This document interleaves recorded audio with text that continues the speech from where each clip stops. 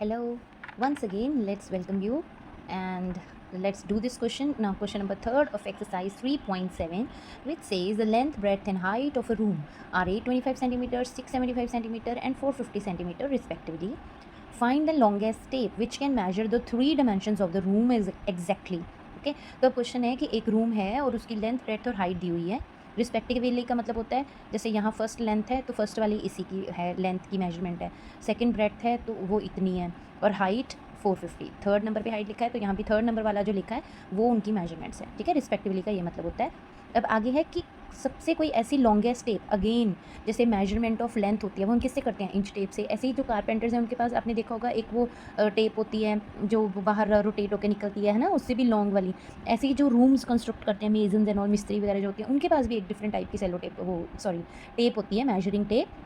तो हमने बताना है कि ऐसी कितना लॉन्गेस्ट टेप चाहिए होएगी कि जो रूम की डायमेंशंस हैं, लेंथ ब्रेथ और हाइट को हम डायमेंशंस भी इकट्ठा बोल देते हैं कि dimensions of the room are. Okay, ठीक है, या measurement of the room are. Okay, so उनको हम ये भी बोल देते हैं. तो डायमेंशंस क्या है, ये वाली डायमेंशन मतलब लेंथ ब्रेथ हाइट.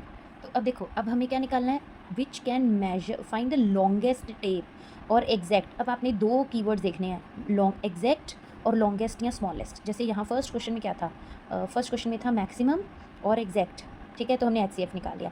सेकंड पे है मिनिमम और which so that all can cover the decimal in complete step. अब वो सेम वर्ड तो नहीं यूज़ करेंगे ना, दे विल यूज़ सिनोनिम. तो एग्जैक्ट नंबर ऑफ टाइम्स, यहाँ कंप्लीट स्टेप का यही मतलब हुआ कि पूरा पूरा हो जाता है, डेसिमल में कुछ नहीं जाता, राइट. तो एग्जैक्ट लिख सकते हैं, कंप्लीट स्टेप्स लिख दिए. ऐसे ही इन्होंने इधर क्या किया, अब इन्होंने मैक्सिमम नहीं लिखा, इन्होंने लिख दिया लॉन्गेस्ट. बट लॉन्गेस्ट का मतलब भी तो मैक्सिमम में ही हो गया ना, मैक्सिमम मतलब सबसे ज़्यादा, और लॉन्गेस्ट का भी मतलब क्या, सबसे ज़्यादा.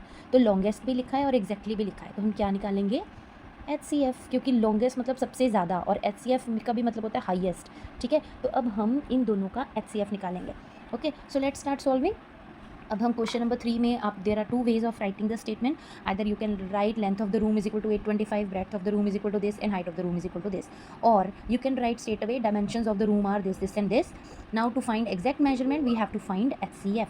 अब HCF के लिए आगे हमने किया था इजीली, 2 नंबर पे हो गया था. अब हमारे पास हैं 3 नंबर, तो हम ले रहे हैं सबसे पहले, चलो कोई भी दो ले सकते हैं. तो मैंने ले लिया 450 और 675.